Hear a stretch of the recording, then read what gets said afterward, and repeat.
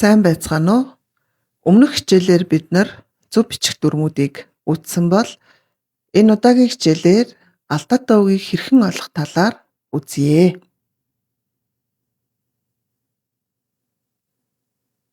Зөв бичих дүрмийн алдаатай үгийг олох даалгавар маань 5 оноотой байдаг.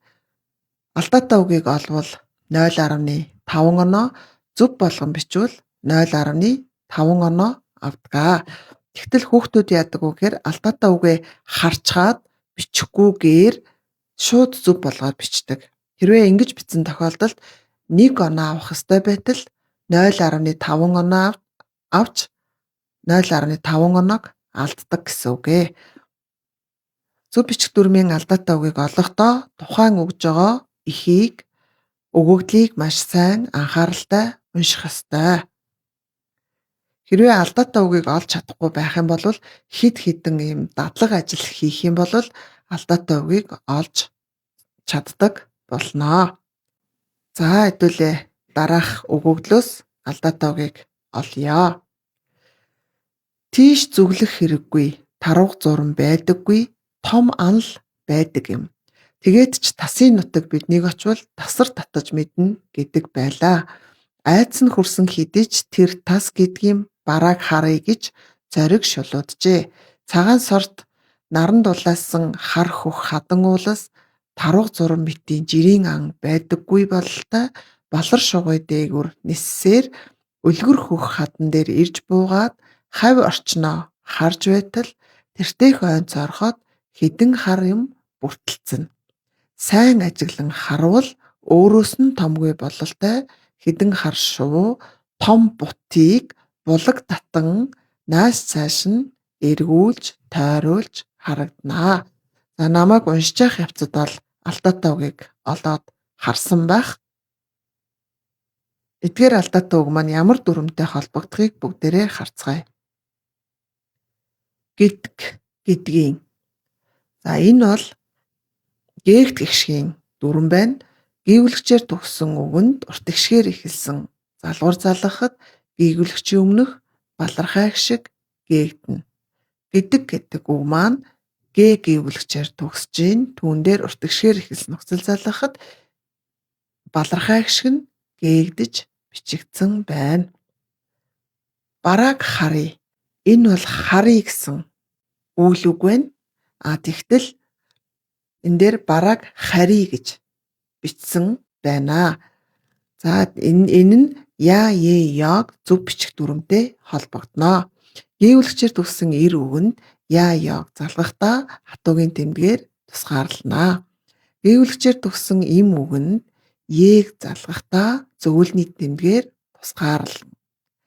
Их шиг болон зөвлөлийн тэмдгээр төгссөн үгэнд яг шууд залгана. Тэгэхээр хар гэдэг үг маань гүйвлэгчээр төгссөн эр үг байна. Яг залгахдаа хатуугийн тэмдгээр тусгаарлаж бичих нь зөв. Орчноо гэдэг үг маань гээгт гэгшгийн дүрмтэй холбогдно. Бүртэлцэн.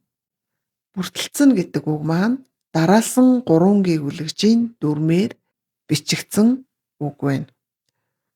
Дараалсан 3 гүйвлэгчийн 3 дахь гүйвлэгч нь хэлний үзүүрийн ин юм уу хоолон гэ байвал их шигтэй бичигддэг.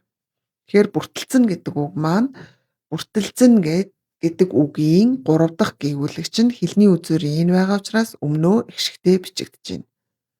Том бутыг булаг татан. Тэгэхээр ямар нэг юмыг үндсээр нь булаг татна гэж бичнэ. Булаг гэж бичих юм бол булаг ус гэсэн утгатай болчихно. Тийм болохоор булаг татан гэдэг үгийн үндсийг буруу бичсэн байна. Хэрвээ бид нэр алдаатай үг олохдоо өгөгдлийг анхааралтай уншихгүй бол энэ булаг гэдэг үг маань зөв үг юм шиг харагдаад бид нар алдаатай үг гэж харахгүй алдах магадлалтай гэсэн үг ээ. За дараагийн өгөгдлийг уншийе. Нар алдаатай үгийг ажиглаад харж байгаарай. Мориныхаа амьсгалыг даран овоон дээр зогсохдоо цаашид юу хийхээ боловсруулан судалж ойдвын энэ сайхан бүхэн цэрэгт алба хаасны л ач гэж өөртөө батлаад насаа нэмж байгаад ч хамаагүй энэ жил цэрэгт явчихъя гэж бодож билээ. Тэгээд сумын наадан дээр ойдвыг хайжгаад урт үрийтэй шинэ гутлаа шажигнуулан дилж бөөдөө нь тажуугаар харалгүй өнгөрөндөө гэж бодоход сэтгэлийн тээг сэмрэн ярс ярс алхлан яваа. Цэрэг ирчүүдийн жагсаалд орчхоод байгаа юм шиг хөгжилтэй сэргэлэн болвоо. За алдаатай үг маань ямар дүрмтэй холбогдохыг харцгаая. Судалж гэдэг үг маань үгийн үндсийг судал гэж бичнэ. Тийм учраас үгийн үндсийг буруу бичсэн байна. За хаасны хайчаад гэдэг үг маань сан, даг, чих дааврыг зөв бичих дүрмтэй холбогдох нэ. Игшиг, зөөлний тэмдэг, игшигт гэвүүлэгчээр төгсөөвөнд сан, даг, чих дааврыг залгаад урт игшгээр эхэлсэн нөхцөл залгуул игшиг гээгдэх нэ. Заримдаг гэвүүлэгчээр төгсөөвөнд сан, даг, чих дааврыг залгаад урт игшгээр эхэлсэн нөхцөл залгахаар игшиг гээгдэхгүй. Чих дааврын араас нэрийн Т алгалын нөхцөл орвол игшиг гээгдэхгүй бичигддэг. Тэгэхээр хаасан гэдэг үг маань хаа үйл үгийн үндс нь игшгээр төгсөж байна. Тэрэн дээр сан даавар залгаад урт игшгээр эхэлсэн нөхцөл залгахаар игшиг нь гээгдэж бичигдэнэ. Хайчгаад гэдэг үг маань хай гэдэг маань яа игшгээр төгссөн байна. Түүн дээр чих дааврыг залгаад аад үүлийн урт игшгээр эхэлсэн нөхцөл залгахаар игшиг нь гээгдэж бичигдэх нэ. Явчихъя гэдэг үг бол яг зөв бичих дүрмтэй холбогдно. Жишээлбэл явчих гэдэг үг маань гүйвүүлэгчээр төгссөн эр үг байгаа учраас яг залгалтаа хатуугийн тэмдгээр тусгаарлаж бичигдэнэ. Бодоход гэдэг үг маань бод үйл үг маань үйлдний хээ нөхцлөөр хэлбэржиж байгаа учраас өмнөө заавал игшигтэй бичигдэнэ. Үйлднэрийнхээ өмнөө заа ямагт игшигтэй бичигдэнэ. Энэ бол гээгдэхгүй игшгийн дүрм байна. За дараагийн өгүүлбэрийг харцгаая. Үдшийн сайлын цагаар долгорын хотноос гал төмөр тавьж байгаа юм шиг майн их утаа суунаглан дэгдэнэ. Энэ зуны ган халуунд хэдгэн шумуул цаддаггүй гаарсан тул улам чих утаа тавьдаг болжээ.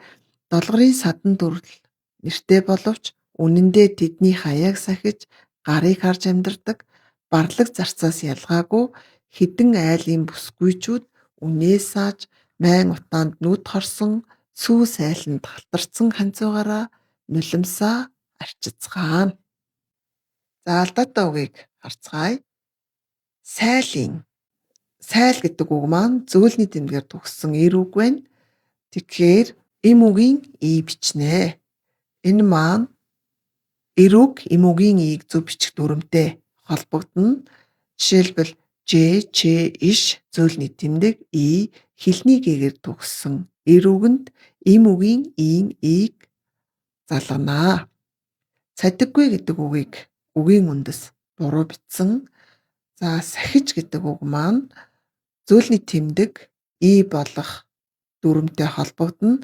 Зөөлрүүлсэн заримдаг гэвүүлэгчийн дараа заримдаг гэвүүлэгчээр эхэлсэн залгуур залгахаар зөөлний тэмдэг и болно. Жишээлбэл сах гэдэг үг маань зөөлрүүлсэн заримдаг гэвүүлэгч байна. Тэрэн дээр ж гэсэн заримдаг гэвүүлэгчээр эхэлсэн нөхцөл залгахаар зөөлний тэмдэг нь и болжээ. Дэгтэн гэдэг үг дараалсан 3 гэвүүлэгчийн дүрмтэй холбогдно. Дараалсан 3 гэвүүлэгчийн 3 дахь гэвүүлэгч нь хэлний үзүүрийн юм уу хоолонгээ байвал өмнөө игшигтэй бичигдэнэ. За нулимс гэдэг үгийн үндсийг буруу бичсэн байна. Ийм учраас бид нар зөв бичих дүрмийн алдаатай үгийг сайн олдог болохын тулд маш их дадлах хийх хэрэгтэй. Мөн зөв бичих дүрмийн хичээлүүдээ нэг бүрчлэн үзэж, ойлгож, тэмдэглэж авах хэрэгтэй.